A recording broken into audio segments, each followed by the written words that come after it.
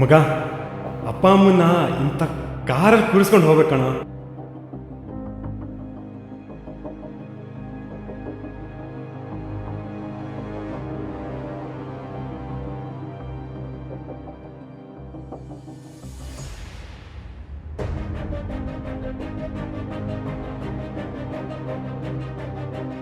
ನಮ್ಮ ತಂದೆ ಒಬ್ಬ ಸಾಮಾನ್ಯ ಬಡ ರೈತ.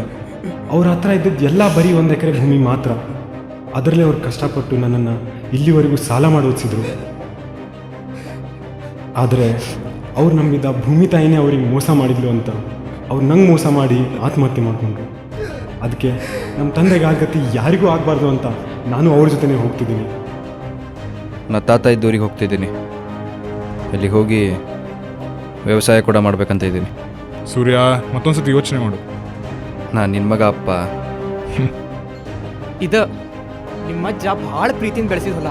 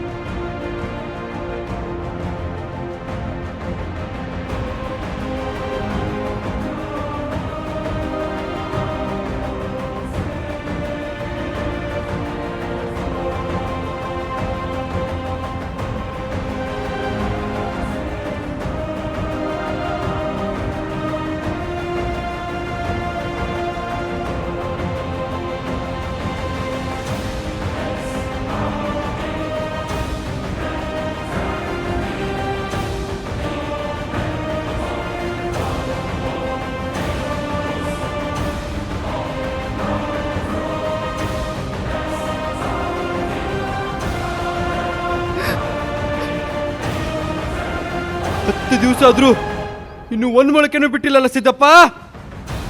ಇದೆಲ್ಲ ನಮಗೆ ಹೊಸಾದಲ್ರಿ, ನಿಮಗೆ ಹೊಸಾದಷ್ಟ. ಯಾರಿಗೂ ಕಂಪ್ಲೇಂಟ್ ಕೊಟ್ಟಿಲ್ವಾ? ಯಾರಿಗೆ ಕಂಪ್ಲೇಂಟ್ ಮಾಡಿ ಏನು ಮಾಡ್ತಿ? ಅವ್ರು ಯಾರು ನಮ್ಮ ಮಾತು ಕೇಳಂಗಿಲ್ಲ. ಲುಕ್, ನಿಂಗೆ ನನ್ನ ಮೇಲೆ ನಿಜವಾಗ್ಲೂ ಪ್ರೀತಿ ಇದ್ರೆ ನನ್ನ ಜೊತೆ ಬಂದ್ಬಿಡು. ದಿವ್ಯಾ, ಅರ್ಥ ಮಾಡ್ಕೊಳ್ಳೆ. ನೋಡು ಸೂರ್ಯ, ಇದೆಲ್ಲ ನಮ್ಮ ಕೈಯಿಂದ ಆಗೋದು ಕೆಲಸಗಳು. ನೀವು ಸುಮ್ಮನೆ ನಿಮ್ಮ ಊರಿಗೆ ಹೋಗ್ಬಿಡು.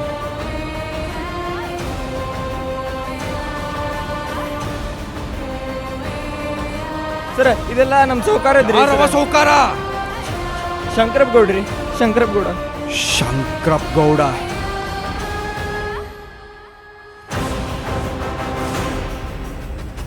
ಸೌಕಾರ ಬಿಟ್ಬಿಡ್ರಿ, ನಂಗೆ ನನ್ನ ಹೆಂಡ್ರು ಮಕ್ಕಳು ಅದಾರ ಸೌಕಾರ. ನೋಡ್ರು,